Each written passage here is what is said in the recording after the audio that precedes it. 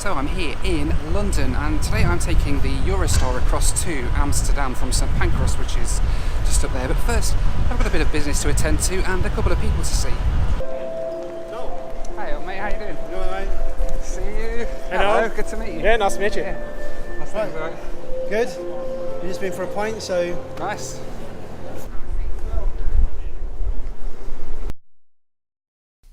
It was great to catch up with my friends and, of course, two of my favourite YouTubers, Paul Lucas and Paul Stewart.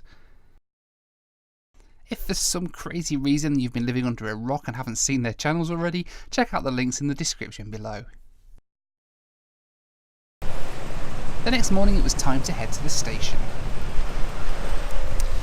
So time to head to the station to get the Eurostar over to Amsterdam. A great night last night, catching up with my friend Paul Lucas, and great to meet Paul Stewart as well on his trip over from Australia. So it's time now to head down to St Pancras station here in London, which is where the Eurostar goes from. It's about a 20-minute walk from my place I was staying in Euston. Looking forward to getting this train today over in Standard Premier over to Amsterdam from St Pancras.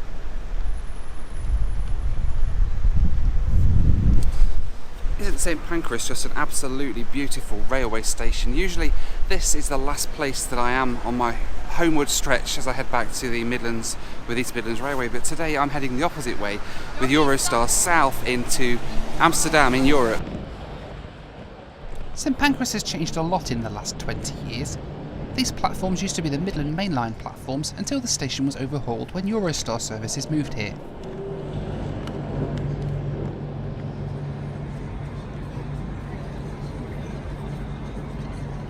My favourite part of St Pancras is this piece of artwork by the artist Tracy Emin. The words next to the big clock always symbolise to me either saying goodbye to home as I go away, or being welcomed back home after a trip away. You arrive for Eurostar services around 40 minutes to an hour ahead of departure. First up is a ticket check, followed by a quick security check. It's pretty simple and there's no need to remove liquids or electronics.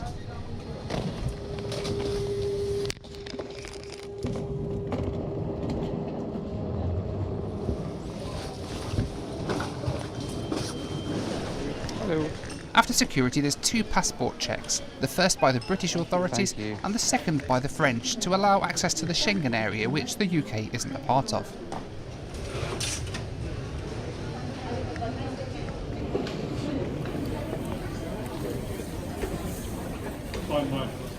There is a lounge here that's accessible to passengers travelling on a Business Premier ticket, but if you've not got one of those you can save your money and get something tasty from Pret for a fraction of the price.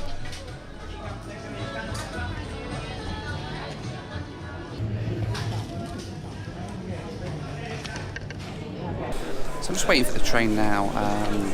I'm travelling today on a Standard Premier ticket, which is essentially a standard ticket but just with a meal included on board, basically. There's a Business Premier ticket as well that you can get, which gives you lounge access and a slightly better meal on board, and flexibility is the main things that gives you. But for me, just a light meal's fine, and the lounge, well, the price difference, I could just get my little cup of coffee and a croissant from the Pret just in the departure lounge here. So just waiting to be on board in the next few minutes, hopefully. Pretty soon it was time to board. Okay, just boarding the train then here in St Pancras. Better get my ticket ready actually.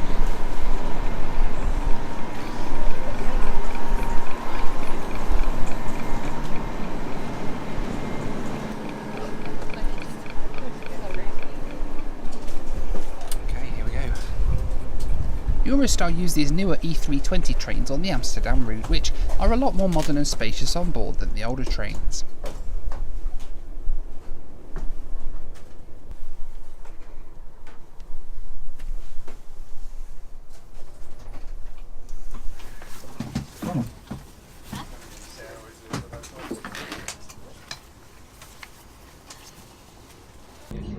Right on time, we pulled out of St Pancras to head across the channel.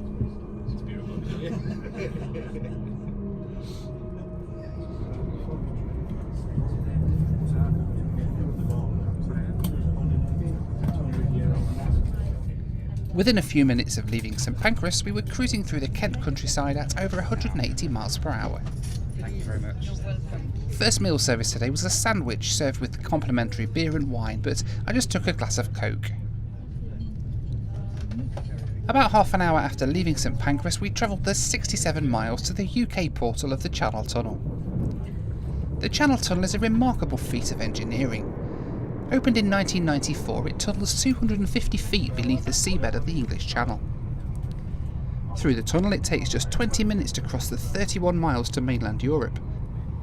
I still genuinely find it incredible that thanks to the tunnel, human ingenuity and friendship between nations, our little island is now connected physically to the rest of Europe, and despite the best efforts of politicians, we're closer than ever to our European neighbours.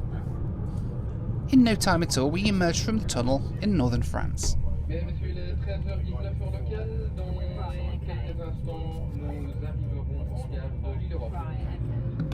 First stop in France was Lille, Europe, close to the border with Belgium.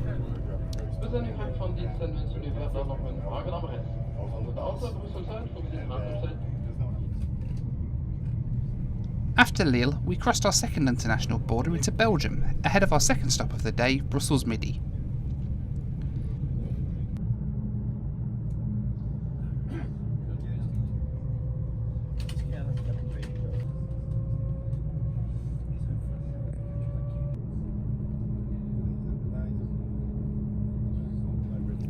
At Brussels there's a crew change, but before long we were off again, cruising through the Belgian countryside.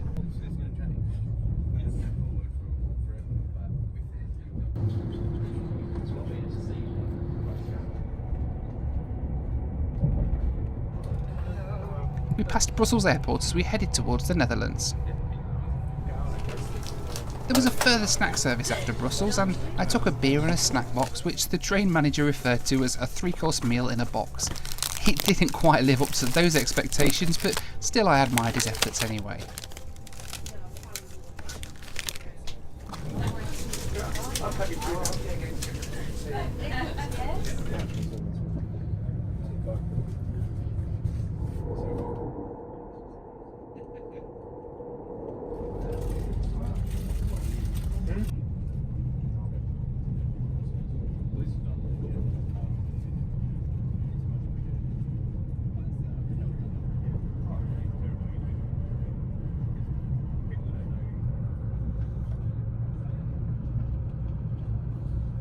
We were soon slowing down for our final stop, Rotterdam in the Netherlands. Many of the passengers got off the train here, and I wondered quite what the appeal of Rotterdam was compared to all the other stops on the route. Dames en heren, we komen aan in Rotterdam Centraal. In 8 of 9. Switch to the hate platform 8 or 9. Les trains pour la haie, 3, 8 ou 9.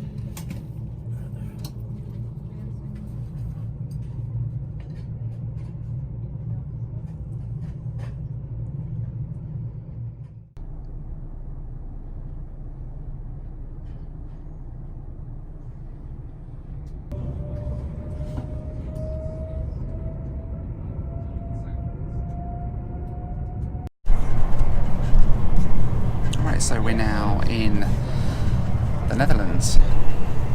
We've just left Rotterdam in the Netherlands, but Amsterdam coming up soon in about another hour or so. This is probably the fastest bit of track now. We're going really quick. I'm enjoying it so far. It's really nice, really relaxing. I think I could be squeezed into the back of an A320 by now up in the sky, but instead I'm sitting here chilling, relaxing, a couple of beers, and it's really nice.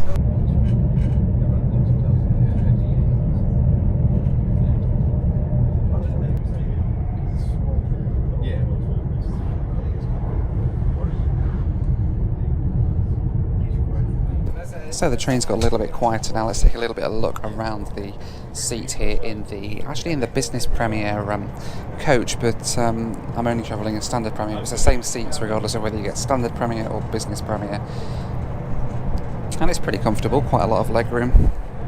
See, there's a table seat over there. The table kind of pops out a little bit like this. It makes a nice big table for you. It's quite nice. Down the side here, there is a light switch for the lights, which is fixed up there. Quite cool.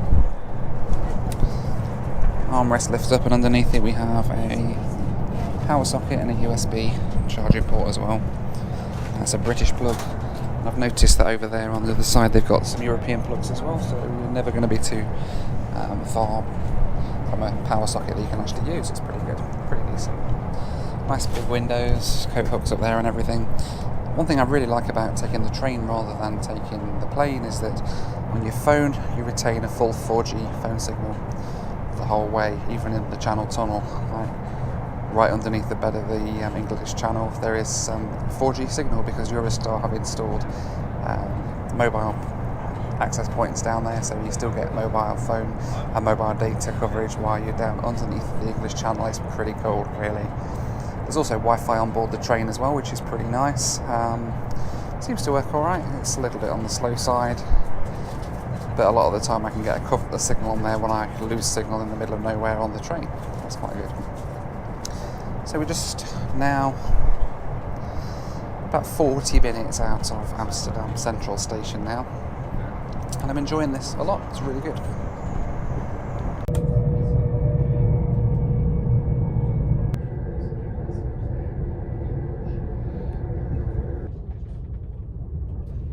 After Rotterdam, we cruise across the Netherlands at 186 miles per hour. The Eurostar E320 train has a top speed of 200 miles per hour, but they're limited to 186, which is about 300 kilometers per hour. We stopped briefly at Amsterdam Schiphol Airport, where we were held by a signal. The Eurostar doesn't serve Schiphol, however, so even though I had a connecting flight from the airport, I had to continue to Amsterdam Centraal before getting a local train back to the airport. It would be great if Eurostar served Schiphol and would allow some great onward connectivity by air. Schiphol is just a short journey into the centre of Amsterdam. I found it incredible to be able to get a direct train from London to the centre of Amsterdam right across the North Sea from the UK. It really goes to show just how close we in the UK are to the rest of Europe, and serves as a great example of what we can do when we all work together. Dames en heren, over enkele minuten komen we aan in Amsterdam Centraal, eindbestemming van onze trein. Marc choisi Eurostar. Encore une bonne soirée.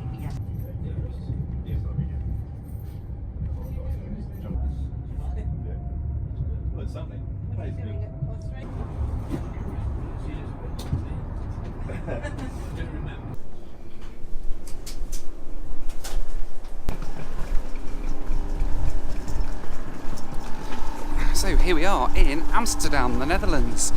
Pretty cool that this train has just taken us in 3.5 hours from London right the way across the other side of the North Sea to here in the Netherlands. Brilliant ride over with Eurostar, quite enjoyed that.